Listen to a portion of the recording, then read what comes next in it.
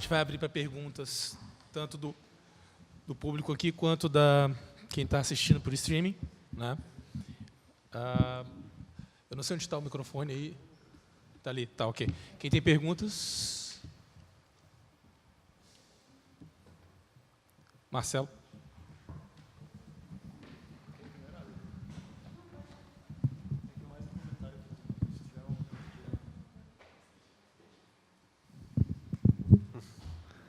E aí, pessoal, parabéns pela mesa. Ficou bem temática, né?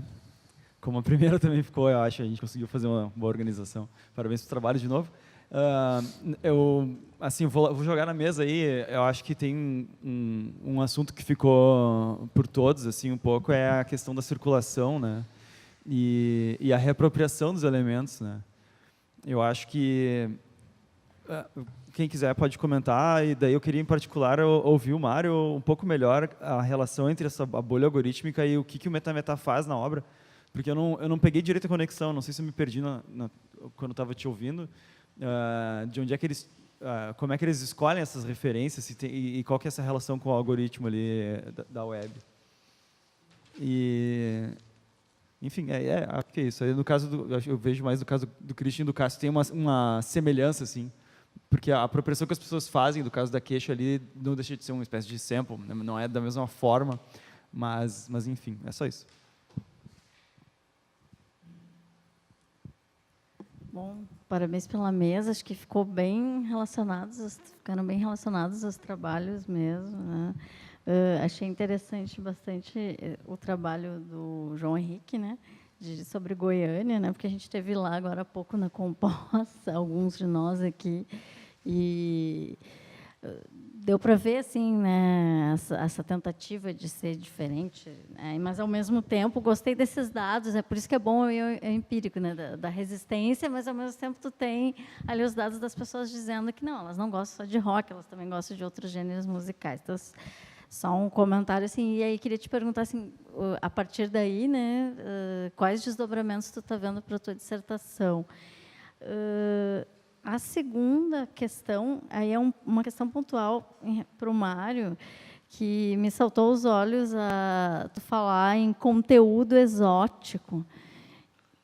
E eu fiquei pensando assim, que conteúdo exótico é esse? Se é questão da africanidade, aí não seria um conteúdo exótico, daí a gente está fazendo uma valoração, né? Ou se tu está querendo falar que é exótico a bolha, mas porque, não sei, essa palavra não me caiu bem, eu gostaria de te ouvir falar sobre isso. E, enfim, para o Christian e para a Vanessa, parabéns também pelo trabalho. E queria saber se houve novos desdobramentos a partir disso e para onde está sendo vinculados a partir do momento que a queixa perdeu aí o caso e se a mobilização dos fãs continua ou se deu uma parada.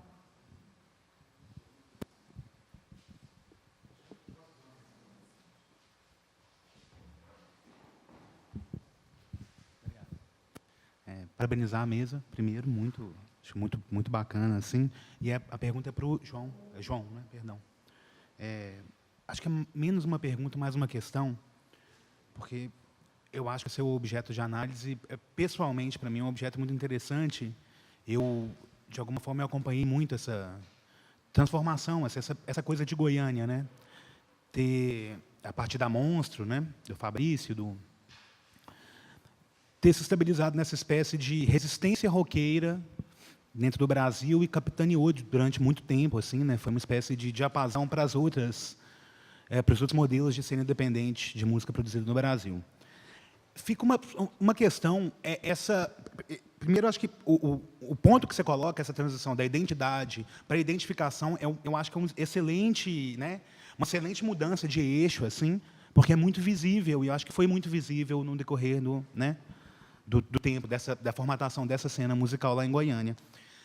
Fazendo, de certa forma, até uma ligação com a mesa, né, que te sucedeu, do MetaMeta, o lugar do público nisso, né, porque eu acho que a sensação que eu tenho, às vezes, é que eu tenho uma mudança de guarda mesmo, uma mudança geracional, no sentido de, mais do que como consumir a música, como interpretar essa música, de ser recortado por exemplo, não só pelo rock, né?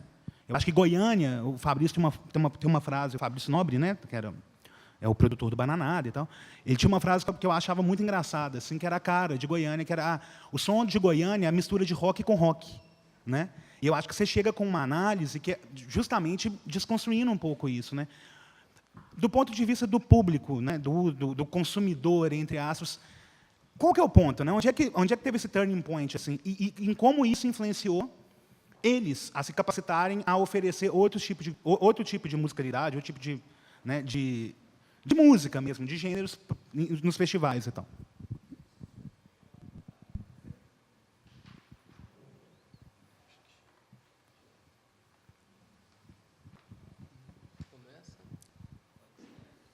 Quem começa? Quer que eu comece? Tá.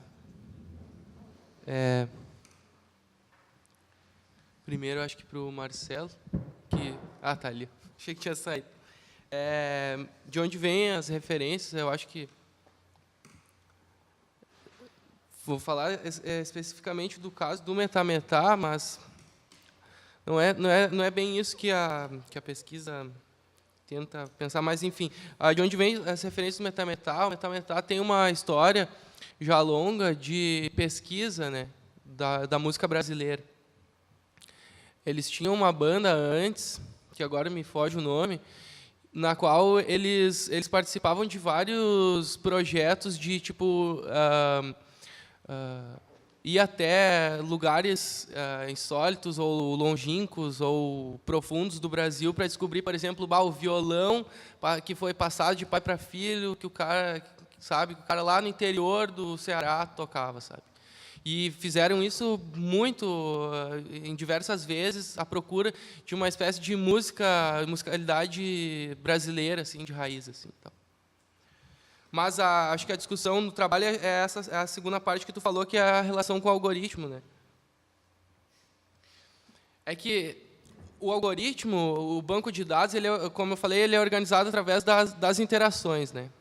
Então, cada dado ele é organizado de acordo com essas diversas interações, e nessa bolha tem conteúdos, tem usuários e assim por diante. A relação que tem a heterogeneidade da produção do Metametá, por exemplo, com o algoritmo, é que a possibilidade de se identificar muito bem claro é como se fosse um sample hunter. As pessoas, os sample hunters, identificassem, em vez de samples, no Metametá eles identificam gêneros, por exemplo. Ou a gente pode ir além e encontrar a identificação de instrumentos, de materialidades. As diferentes materialidades, gêneros, instrumentos que estão contidos num mesmo objeto provocam interações diferentes de diferentes bolhas, mas isso não se dá necessariamente partindo da internet. Mas, por exemplo, a pessoa ficou sabendo, sei lá, de um amigo que o Metametá, daí como é que é? Daí a pessoa fala. Aí a pessoa, de repente, gosta, ela é de religião do candomblé, daí ela gosta daquilo. Aí, juntamente com a interação que ela faz em relação ao candomblé, vem o pedal de delay. Vem a psicodelia, vem o rock, tem uma espécie também de metal em outros discos. Então, provoca a interação, justamente daí agora chegando na questão da Adri, eu acho que do conteúdo exótico. Exótico, definitivamente, não é o melhor termo. Até quando eu falei, eu achei, mas que eu botei exótico, horrível? Mas era mais para falar de um conteúdo que é fora de uma espécie de normatividade subjetiva da bolha, né? Porque se, por exemplo, numa bolha pessoal de alguém que gosta de MPB, é fora da sua normatividade ter um thrash metal, por exemplo. E daí, no caso, essa banda não é thrash metal, mas ela tem, em alguns momentos, referências de metal, e pessoas que gostam de metal vêm a interagir com essa banda. E daí, de repente, a pessoa que interage com essa banda, por causa dessa sua referência em relação ao metal, ela pode vir a receber informações, dados relacionados a MPB. Daí. E é por isso que desloca, porque desloca o usuário e ele pode vir a se diferenciar.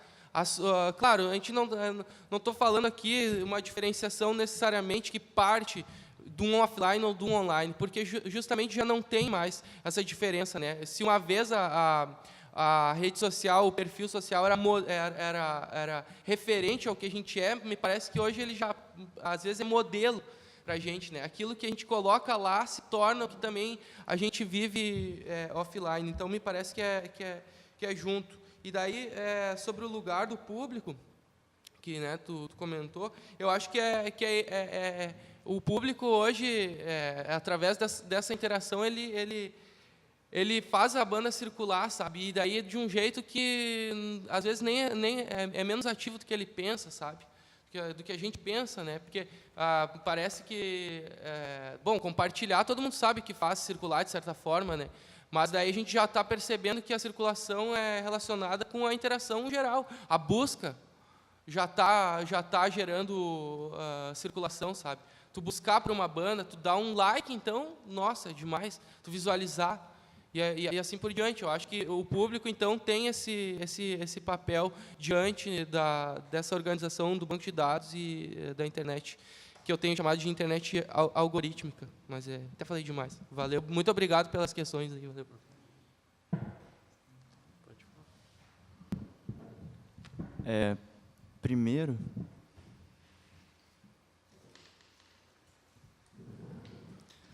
Primeiro sobre a questão dos desdobramentos, né, da dissertação.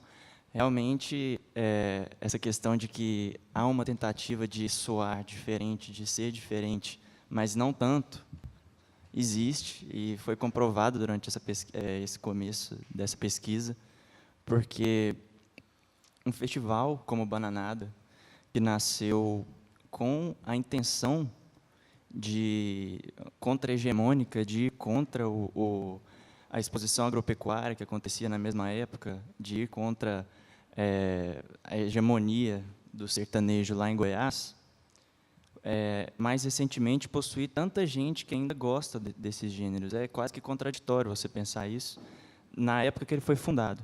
Hoje, nem tanto, eu acho, por conta do crescimento mesmo do festival. Foi tanta gente. Agora, a última edição do Bananada desse ano, contando todos os eventos do festival, compareceram mais de 20 mil pessoas ao festival. Então, dentro desse universo de 20 mil pessoas, fica claro que talvez aquela coisa engessada, aquela coisa de que quem está lá gosta de um gênero musical específico, isso acabou. E quanto aos desdobramentos disso para a dissertação, o Bananada ele foi mais parte de uma pesquisa exploratória, junto com o Grito Rock. O Grito Rock é um festival que acontece no mundo inteiro e tem edição lá de Goiânia. E o Goiânia Noise foi escolhido como objeto central por conta da representatividade que ele tem em Goiânia e por conta do público ainda ser um pouco mais o público inicial do festival. O público que realmente gostava de rock, queria ir para lá para ouvir rock e que odeia o sertanejo. E esse ano, por exemplo, eu fui lá para fazer a pesquisa de campo e durante os 3 dias de festival, eles armaram, eram 2 palcos principais e um palco de hip-hop, de rap. E tendo shows de rap durante a programação toda do festival, batalhas de MCs, valendo prêmios, e era o dia inteiro esse palco em funcionamento. E o que desagradou muita gente. Muita gente criticou bastante, mas, por outro lado, também acabou agradando muitas pessoas foram para assistir as apresentações desse palco, e a dissertação ela vai caminhar nesse âmbito de entender como que isso acaba já entrando um pouco na outra questão, a partir de que ponto que os festivais, teoricamente, de rock, não são mais tão rock, assim, tem rock está lá, o rock é um pretexto, mas não é só disso que se trata o festival. E entender as identificações que permeiam esse contexto e o modo como as redes sociais, a internet, o ambiente virtual traz essas identificações comuns entre as pessoas que estão lá, que frequentam o evento. E sobre o público, Você falou do Fabrício Nobre, né, que ele fazia parte da Monstro, depois agora ele montou a construtora, né, que realiza o Bananada. Do rock misturado com rock e tal. É até engraçado, eu não sei quando foi que ele falou isso, mas no cast da construtora, a gente vê algumas bandas que não são de rock, que não tem nada a ver com rock. Acho que tem uma banda, eu não conheço direito, chama Bonde do Rolê, que acho que tem a ver com funk, alguma coisa assim, que está no cast da construtora. Então, assim, nem mesmo as produtoras independentes, os selos de Goiânia, nem eles mais, e os que produzem esses festivais, têm isso na cabeça de que o festival é um festival de rock. O festival era um festival de rock, quando ele nasceu, carregava toda uma ideia de resistência cultural, de ir contra a cultura hegemônica do local, que permanece hoje ainda. A maioria das bandas que tocam são bandas independentes, são as bandas independentes.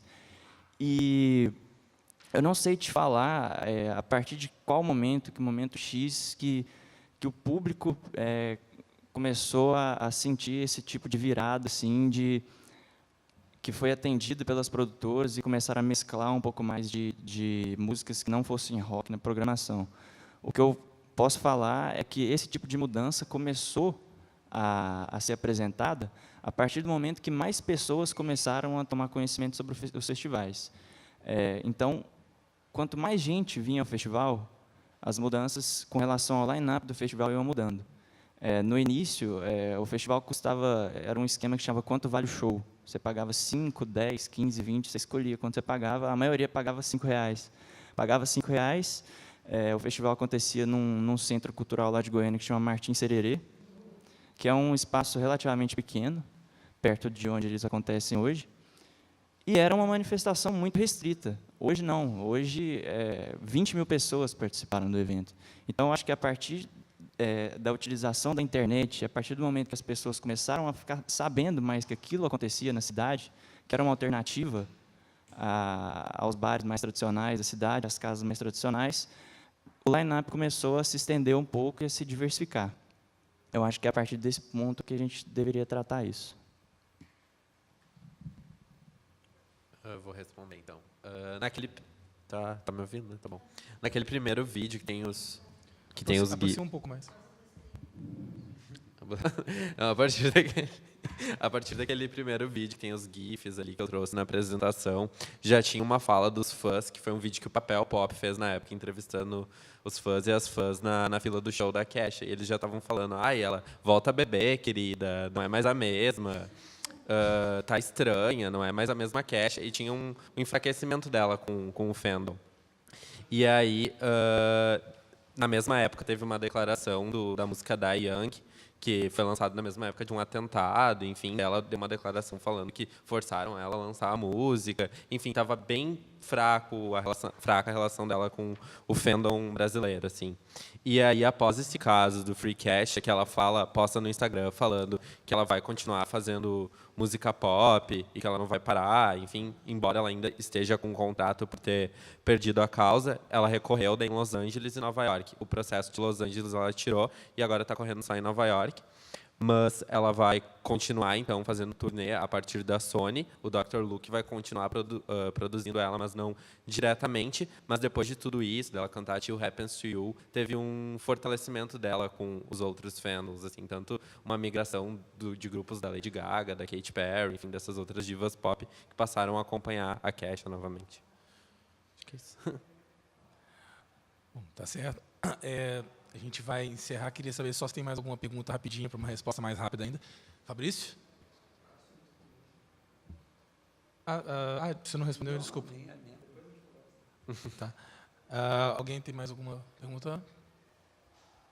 Não? Ok. Tá. Então, a gente agradece aqui a presença do Christian Gonzatti. Tu vai perguntar? Pode perguntar.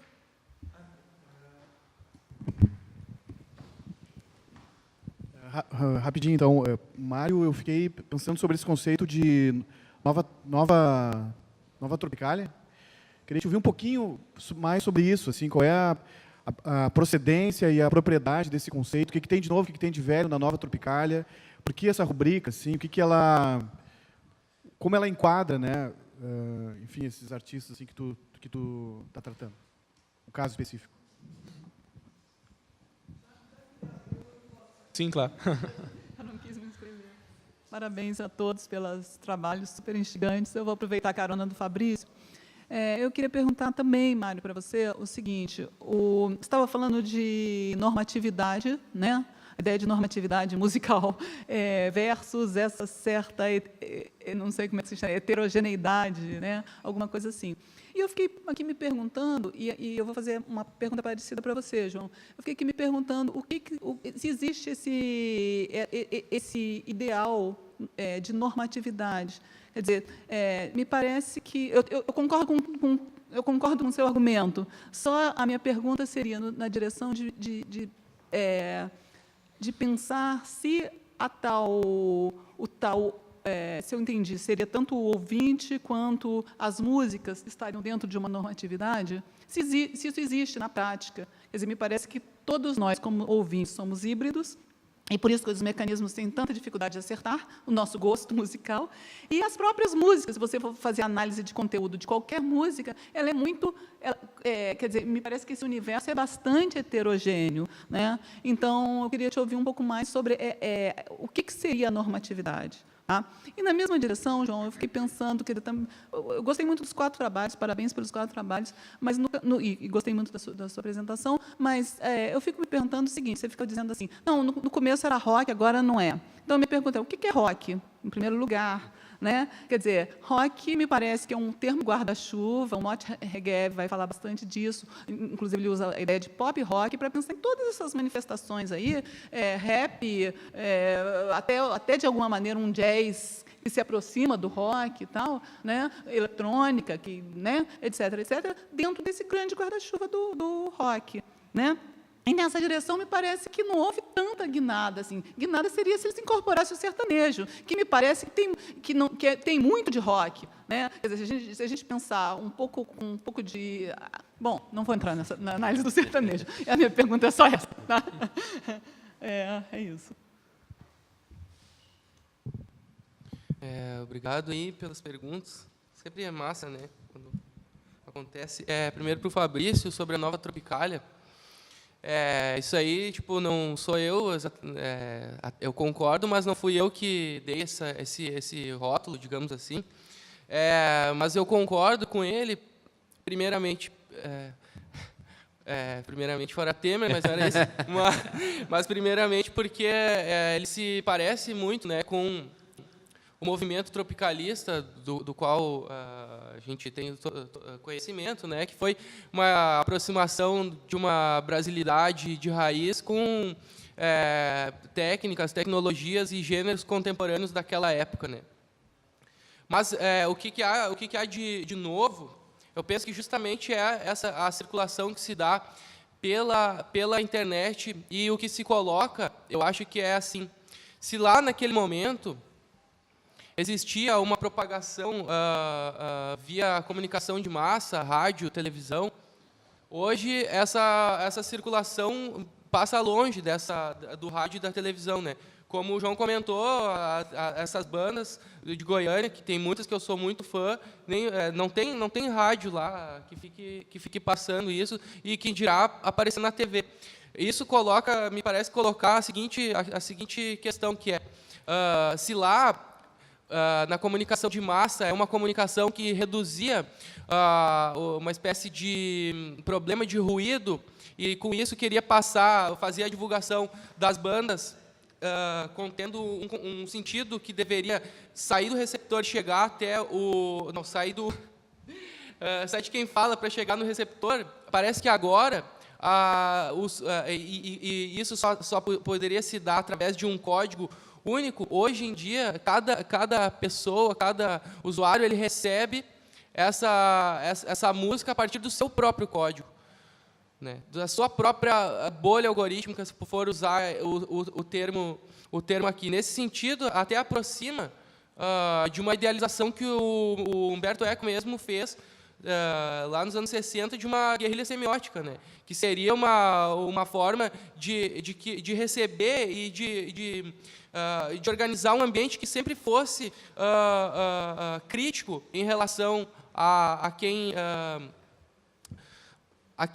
fala, né? a quem emite, ao emissor. Então, eu acho que é mais ou menos por aí que eu posso falar. É questão de código. Eu acho que a grande diferença. Se lá na outra Tropicália passava por um código único de uma comunicação de massa, pelo menos em algum instante, aqui não. Aqui a circulação ela se dá justamente a partir dos códigos específicos de cada uma dessas bolhas algorítmicas. Sobre a normatividade e a heterogeneidade, de novo parece que estou pagando pelo termo. Né? Como eu estou bem no início, né, do mestrado, estou achando os melhores termos ainda, mas eu acho que, de certa forma, a gente achar uma normatividade, no mínimo a gente pode pensar ela dentro da bolha algorítmica, né? Porque, assim, tudo bem, eu entendo que, eu concordo plenamente que a gente é híbrido em relação à nossa identidade, concordo com o Stuart Hall e tal. Agora, isso em relação à estrutura contemporânea da internet, ela só é possível se assim o usuário performatizar. Porque o que eu vejo agora de uma parte empírica. Em Porto Alegre está acontecendo um movimento muito forte de música eletrônica hoje. Só que muitas dessas pessoas que participam desse movimento são meus amigos de longa data. Eu sei quanto eles gostam de indie, ou mesmo de música brasileira, porque participaram do movimento 2013 ali, que tinha essa estética mais heterogênea. Mesmo assim, essas pessoas elas só interagem hoje, só performatizam essa identidade da música eletrônica. Só marcam que vão nos eventos desse tipo, se vestem já de uma coisa bem característica, uma moda que está sendo referente a esse da música eletrônica porto-alegrense, que tem um desdobramento em São Paulo e outros lugares, como a Mamba Negra, lá de São Paulo, é de onde está vindo muito essa estética. Mas, então, assim, o que eu quero dizer é que pode ser que as identidades sejam híbridas, mas se a performatividade, e daí a questão de moda, de repente, se a performatividade na internet for exclusivamente começar a se dar em relação a um determinado objeto, vai se tornando uma normatividade, né? Vou parar por aqui, mas espero ter. Obrigado.